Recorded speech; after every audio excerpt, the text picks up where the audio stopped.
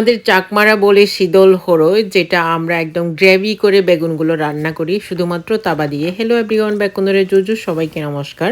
সবাই কেমন আছেন? আশা করি ভালো আছেন, আর আমিও ভালো আছি। তো দেখতেই পাচ্ছেন এখানে বেগুন আমার নিজের লাগানো গাছ। আসলে এই গাছগুলো একজন ইন্দোনেশিয়ান আমার যে কলিগ আছে ওনার থেকে নেওয়া।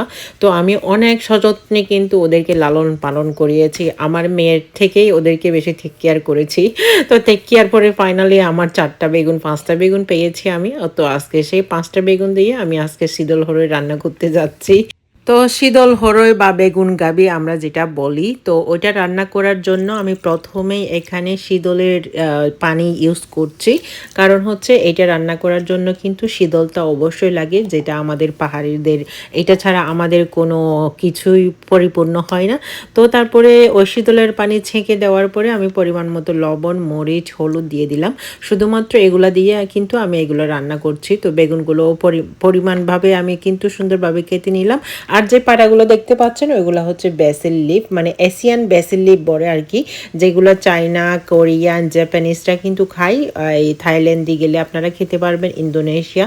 তো আমাদের বাংলাদেশেও কিন্তু আমরা যে পাহাড়ি আদিবাসী আছি বাংলাদেশে, আমরা কিন্তু খাই। তো এখন আমার তাওয়াটা ব্লক উঠে গেছে। ব্লক উঠে যাওয়ার পরেই কিন্তু আমি বেগুনগুলো অ্যাড করলাম। কিন্তু বেগুনের চামড়াগুলো একদম পানির ভিতরে আমি অ্যাড করলাম। তো আমার বেগুনগুলো সিদ্ধ হওয়ার পরে যে আমি চাউলের গুঁড়া রেখেছিলাম, মানে চাউলগুলো ভিজিয়ে একদম গুঁড়া করছিলাম আর কি। তো এটা দেওয়ার পরে আমার যে স্যুপটা ছিল, ঝোলটা একদম গ্রেভি গ্রেভি হয়ে গিয়েছে। দেখতে পাচ্ছেন খেতে খুব মজা লাগে। তারপরে সবশেষে কিন্তু আমি যে সাবারাং পাতা, আমরা চাকমারা বলে সাবারাং পাতা, আর মূলত ইংলিশে বলে এশিয়ান বেসিল লিফ বলে, যারা এই এশিয়ান বেসিল লিফ আর কি, যারা চাইনিজ কোরিয়া যেহেতু সবাই বলে। তো এই আর কি আমার রান্নাটা আজকে হয়ে গেল। ও আচ্ছা, আমি কিন্তু বলতে ভুলে গেছি, আমি রাইস যে চাউলের গুঁড়ার সাথে কিন্তু আমি রসুন অ্যাড করেছি এখানে। তো রসুন অ্যাড করলে কি আলাদা একটা সুগন্ধ বের হয়, রসুনের গন্ধ গন্ধ খেতে খুব মজা লাগে। তারপরে এখানে সাবারাং পাতা তো আছেই, তো সাবারাং পাতার গন্ধ পেলে তো এমনিতে আমাদের খিদাই লাগে। সো দেখতেই পাচ্ছেন কালারটা কত সুন্দর। না খেলেও কিন্তু খেতে মন চাইবে যখন আপনি এটার সাথে থাকেন। আর এগুলো যদি কোনো ভাতের সাথে খেলে তো আর কোনো কথাই নাই।